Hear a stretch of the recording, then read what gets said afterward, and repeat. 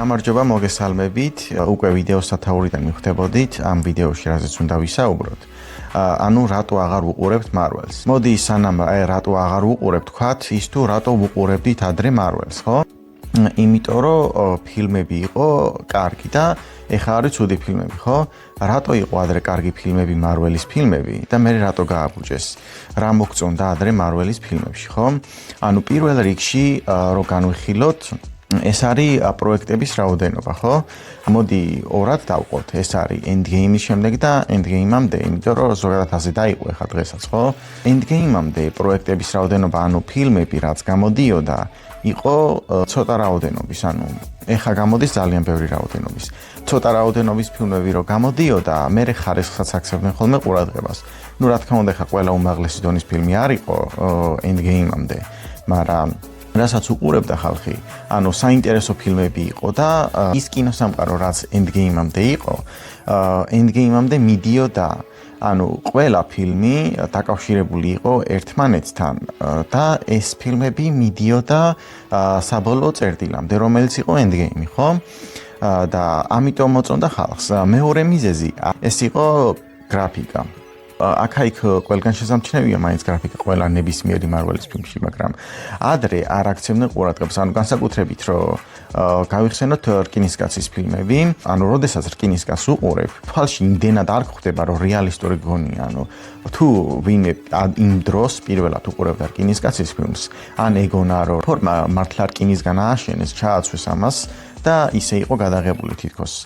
ანუ არადა სინამდვილეში აი პირველი ვერცხლისფერი ფორმის ჩაცმა, რკინისკაცი ვერცხლისფერ ფორმას პირველად როცა იცვამს, არის სრულიად CGI, ანუ სრულიად კომპიუტერული გრაფიკით არის შექმნილი, მაგრამ იმდენად თვალში არ ხვდება, იმდენად რეალისტურად არის გაკეთებული, ანუ ყველა დეტალს გააჩნია, მაგრამ ხშირად არის საუბარი იმაზე, რომ რაც უფრო უსწორმასწორო არის, რაღაც თითის ანაბეჭდები ეტყობა და ასე შემდეგ. მერე უკვე ანუ თვალში აღარ ხვდება, ანუ აღარ ფიქრობ იმაზე ეს კომპიუტერული გრაფიკა არის თუ არა, ხო? CGI ისე უნდა იყოს გაკეთებული ზოგადად, რომ თვალში არ მოგხვდეს, ხო? ანუ სხვა ფილმები, ადრეულ ფილმებს იხსენებენ ხოლმე, განსაკუთრებით კარების ზღვის მეგობრებს, სადაც დეივი ჯონსი არის უმაგრესად გაკეთებული. მაგრამ ადრეც იყო ცუდი CGI ფილმებში. ამის გამო იმ დროის ფილმებს ვერ გააკრიტიკებ, იმიტომ რომ მიზეზი ჰქონდათ, რომ იმდენი ტექნოლოგია არ იყო, ხო? და დღეს არის ძალიან ბევრი ტექნოლოგია იმისათვის, რომ CGI არ იყოს ცუდი, მაგრამ ამასაც თავისი მიზეზები აქვს, ასე ვთქვათ, რატო არის ესე დღეს და მაგაზეც ვილაპარაკოთ. ერთი ასპექტი ადრე რატოც ვუყურებდით ფილმებს არის იუმორი, ხო? ნუ როცა ფილმს უყურებ დღეს Marvel-ის ფილმზეა საუბარი, ანუ რაც Disney მიყიდა Marvel-ი, ისეთი იუმორი არის ფილმებში, ანუ ფილმების უმეტესობაში დაახლოებით, აი 90% Endgame შემდეგ ფილმებში არის ისეთი იუმორი გამოყენებული, რომ აი ძალიან ბავშვებზე არის გათვლილი, რაც არ უნდა უყურო ფილმებს. ეხლა დღეს არაფერზე არ გაგეცინება რა. 90%-ზე მაქვს საუბარი ისევ რაღაცის 10%-ზე ვისაუბრებთ, რაც კარგი გამოვიდათ Endgame-ის მერე, მაგრამ ვისაუბროთ კიდე შემდეგ ასპექტზე, ანუ იუმორს გავცდეთ ეხლა, რომ იუმორი დღევანდელ Marvel-ის ფილმებში არის ძალიან დაბალ დონეზე, მაგრამ რაღაც პროექტები არის აი კარგადაც რო არის გამოყენებული, მოდი მე მოვუბრუნდეთ ისე მაგას ეხლა როგორც თქვი, ეხლა დღევანდელ ფილმებზეც რო გადმოვიდეთ. თავიდან რო ვახსენე, რომ ეხლა ბევრი ფილმი გამოდის და მაშინ ცოტა გამოდიოდა მეთქი, ეგ არის ერთ-ერთი მიზეზი, ანუ 22 პროექტი გამოვიდა Endgame-მამდე, ხო? და ეხლა გავიდა 6-7 წელი დაახლოებით და იგივე რაოდენობის თავის ფილმები ან სერიალებიანად არის 22 პროექტი. თან ამათ შორის არ იყო შურისმაძიებლების არც ერთი ფილმი. ეს კიდე ერთი უარყოფითი არის Endgame-ის შემდეგ პერიოდში. რახან ამდენი პროექტი გამოვიდა, ანუ აიხლართნენ ერთმანეთს. ისტორია აღარ მიდიოდა რაღაც საბოლოო წერტილისკენ რა, ანუ ყველაფერი ძალიან დამოუკიდებელი გახდა თითქოს ყველაფერი. თავიდან დაიწყო ახალი გმირები, ახალი სერიალები, ახალ გმირებზე, ძველი გმირებზე სერიალების გაგრძელება, ახალი პერსონაჟებზე ფილმები და ასე შემდეგ. უამრავი შემოიტანეს ეს, მაგრამ Endgame-მამდე პერიოდში თუ ვინმე შემოყავდათ, ბოლოში ანუ ერთიანდებოდნენ, ასე ვთქვათ რა. და ეხლა ისეთი პროექტები გამოვიდა, რომლებიც იმდენად ცალკეა, რომ ანუ არავისთან არ იკვეთებიან. მაგალითად, შანგ-ჩის ფილმი, როდესაც გამოვიდა, იმის მერე საერთოდ არავისთან არ გადაკვეთილა არც ერთ ფილმში. ანუ რაც Endgame-ის შემდეგ გამოსულ ფილმებს და სერიალებს აკლია არის ის, რომ ანუ არ ერთიანდებიან რა. ყველა შურისმაძიებლების ფილმს შორის დაშორება იყო 3-4 წელი მაქსიმუმ, ხო? Endgame-მამდე და ეხლა გავიდა 7 წელი და ეხლა გამოდის ახალი შურისმაძიებლების ფილმი, ოღონდ 2026 წლის დეკემბერში. ამდენი პერსონაჟი ცალ-ცალკე არის, არავისთან ანუ ძალიან ცალკე ჩამოყალიბდა ყველა პროექტი რა Endgame-ის შემდეგ. ამის მიზეზები რა არის ახლა? ანუ პირველ რიგში ანუ Endgame-ის შემდეგ დაიწყო COVID-ი, ამ COVID-ის როდესაც დამთავრდა COVID-ის დროსაც და COVID-ის მერეც 1-2 წელი მე მგონი რაღაცა გაფიცვები იყო. ამის გამო ანუ პროექტები ხშირათაც გამოდიოდა და ამით ხარისხის გაფუჭდა. ანუ რაც ბევრი გამოდიოდა, მით უფრო ხარისხო გამოდიოდა და Endgame-მამდე იყო, რაც უფრო ცოტა გამოდიოდა, ხარისხიანი გამოდიოდა. ანუ უმეტესობა ხარისხიანი იყო Endgame-მამდე. ხა მაგალითად Thor 2 არის ისეთი ხარისხიანი, მაგრამ ბევრს ჯობია ახალ ფილმებს, Marvel-ის გამოშვებულს. ახალი გამოშვებული ფილმების აი ძალიან დიდი, ამაზე დიდი შეცდომა არ არსებობს. ეს არის რაღაც კონკრეტული რაღაცა თემების შემოგდება და სოციალური მესიჯების შემოგდება. არის უამრავი სერიალი, ხა უამრავი ფილმი და არის ზოგი ფილმი, რომელშიც ძალიან დიდი რაოდენობით არის ეს სოციალური მესიჯები და რაღაცა შემოგდებული თემები. და ზოგიერთი ისეთიც არის, რომ ანუ მარტო ამაზე არის აგებული. მაგალითად Iron Heart-ში და Agatha-ში, ხო? აი საერთოდ რო არავის სჭირდება ეს სერიალები და თვითონაც ხდებიან, ანუ Iron Heart-ი არ უნდა გამოსულიყო საერთოდ რა, გაუქმების პირას იყო, მაგრამ რაღაცა დასრულებული ქონდა თუ რაღაცა ეგეთი და მარტო მაგიტო გამოუშვეს, ანუ მთლიანად სოციალურ მესიჯებზე არის აგებული, ანუ არც ერთი წვეთი არ არის სერიალში ისეთი, რასაც Marvel-ი აკეთებდა ადრე. Endgame-ის მერე ხო ძველი პერსონაჟებიც გააფუჭეს, ახალი შემოიტანეს გაფუჭებული და ძველი მიაყოლეს ამათ. მაგალითად ავიღოთ ხა კარგი პროექტებიდან Moon Knight-ი ავიღოთ, ხო, მთვარის რაინდი. არის ისეთი სერიალი, რომელიც კარგი სერიალი არის, ანუ მინუსები ყველა სერიალში არის, ხა აქაც არის. არ დავიწყებ იმაზე საუბარს, რომ რაღაც უმაღლესი დონის არის და შეცდომები არ არის და ასე შემდეგ. ანუ Moon Knight-ი რა ვიყოთ არის კარგი სერიალი, მაგრამ რამდენი წელი გავიდა იმის მერე, არც არავის უხსენებია სხვა პროექტში. არც იმაზე არის საუბარი, რომ შურისმაძიებლების ფილმში დაბრუნდება ეხლა რო გამოდის დეკემბერში. მომავალი წლის დეკემბერში შურისმაძიებლების ფილმი. არავის არ უხსენებია, რომ ეგ პერსონაჟი დაბრუნდება. მაგალითად შანგ-ჩი რო გამოუშვეს, არავისთან არ ქონდა გადაკვეთა, ეხლა ბრუნდება შურისმაძიებლების ფილმში. ანუ ეხლა 6-7 წლის მერე გამოსული შურისმაძიებლების ფილმში უნდათ რომ ამდენი პროექტი ჩატვენონ ერთმანეთში. თან ცალკე MCU-ს ხო აქვს თავისი რაღაცა 400 ფილმი და 700 სერიალი.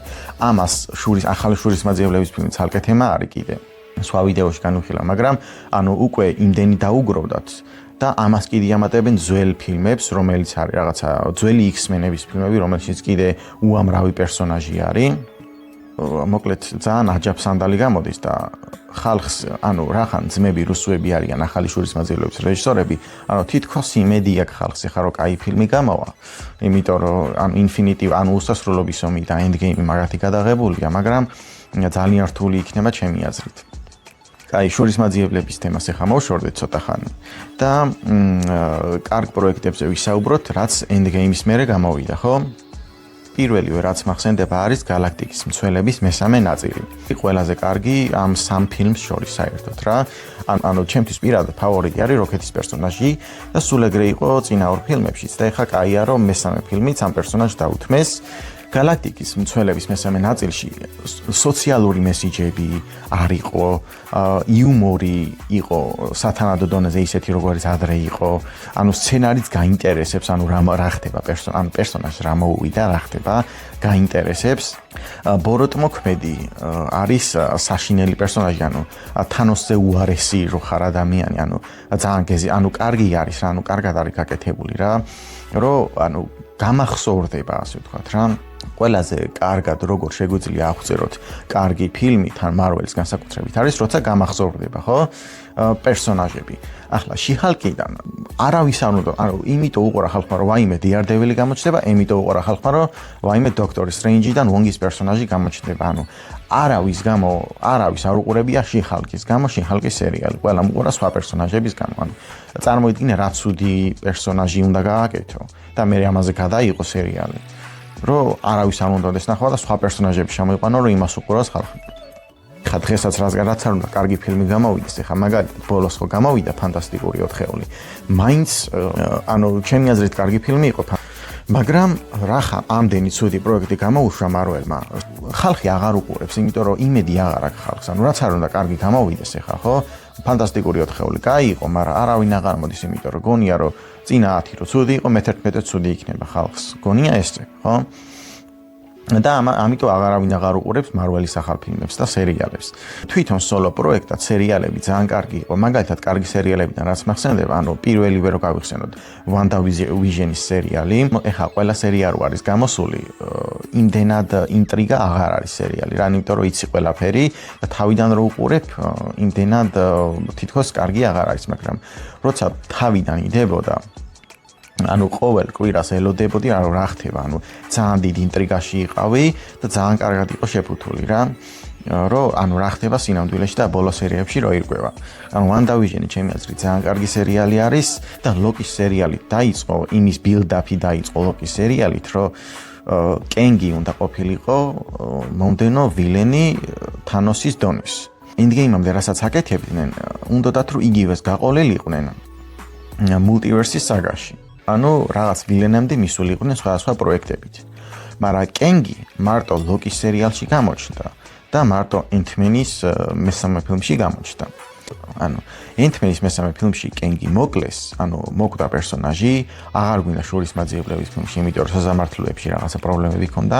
Loki-ის მეორე სეზონში ალბათ გადაღებული ჰქონდათ უკვე და იქაც მოიშორეს და თითქოს დამთავრდა ხა კენგის ისტორია და იწყება Doom-ის ისტორია.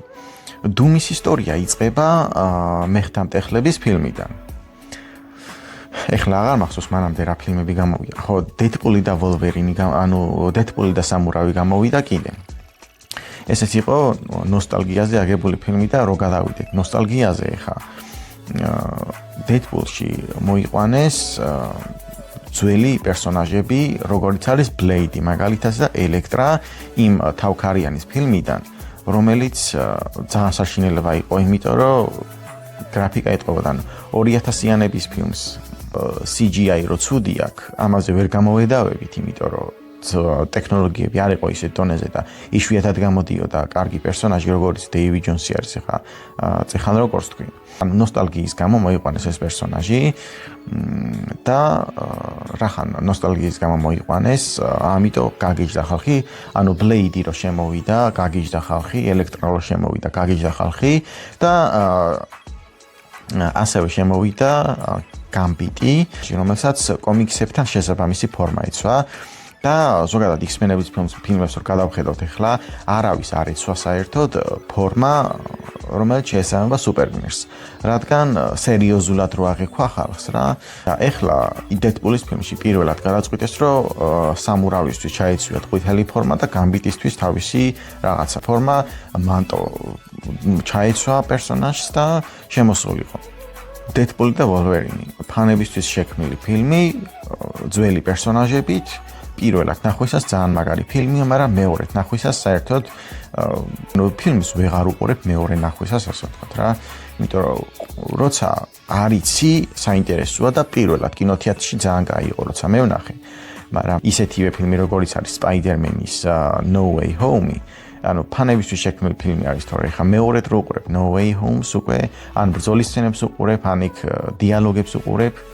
ეხლა ახალი შურის მაძიებლების ფილმი რო გამოდის, რომელსაც ქვია Doomsday, მადაც multiverse-ის თემას გაშლიან, რადგან ეხლა multiverse-ის საგაში ხო არის Marvel. Deadpool-ი და სამურავში ხო ნოსტალგიაზეა აგეს მთელი ფილმი. ეს No Way Home-დან დაიწყო ჯერ კიდე. და ეხლა Doomsday-ში კიდე უფრო მეტად ნოსტალგიაზე იქნება აგებული ფილმები, იმიტომ რომ იმ შურის Endgame-ამდე პერსონაჟები რაც ყავდა MCU-ს, ამას დაემატება Endgame-ის შემდეგ რაც გამოვიდა ფილმები და სერიალები და იქ ახალი პერსონაჟი ვინც შემოვიდა, ისინიც დაემატება. ამას პლუს X-Men-ები, რომელშიც კიდევ უამრავი პერსონაჟი არის და ძველი პერსონაჟები ბრუნდებიან, ასე ვთქვათ, და ნოსტალგიას ხმარობენ, იმიტომ რომ სხვა ვეღარაფერს ვეღარ იგონებენ.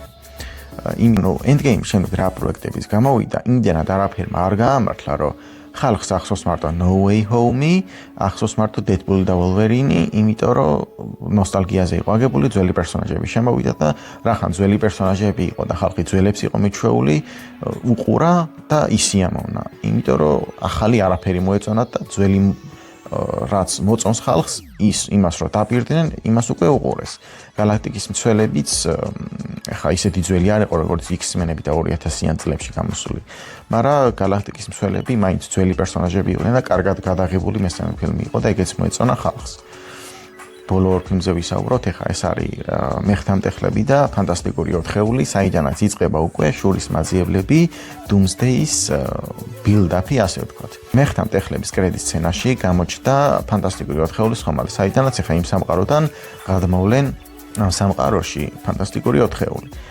ამას ნიშნება ფანტასტიკური ოთხეულის ფილმი, რომელიც ასევე Doomsday-ის build-up-ი იყო იმ მხრივ, რომ პირველ რიგში სხდომაზე, სადაც სხვადასხვა ქვეყნის წარმომადგენლები იყვნენ, ლატვერიის წარმომადგენელი არიჯდა. პირველი მინიშნება ეს იყო, რომ დუმი იქნებოდა შურის მაძიებლების შემდგომ ფილმში, მერე იყო, რომ ფანტასტიკური ოთხეულის კრედიტ სცენაში ჩანს თვითონ დუმი. ანუ მოაკითხა ფრანკლინ რიჩარდს, რიდ რიჩარდსის და სუ სტორმის შვილს. კაი, ანუ ეხლა ჯერჯერობით რახან კენგი ჩაამთავრა მარველმა, მეხთამტეხლების ფილმიდან დაიწყო დუმის build-up-ი. ანუ პერსონაჟი, როგორც არის თანოსი, 10 წელი მიდიოდა ამაზე build-up-ი და ეხლა პერსონაჟი, როგორც არის დუმი, ანუ დიდი ვილენი, ანუ თანოსის დონეზე, ამის build-up-ი დაიწყო გუშინ წინ, ანუ ახლა რთულები არიან ხა მარველი. Doomsday-ის ფილმში დაალაგებენ ამას.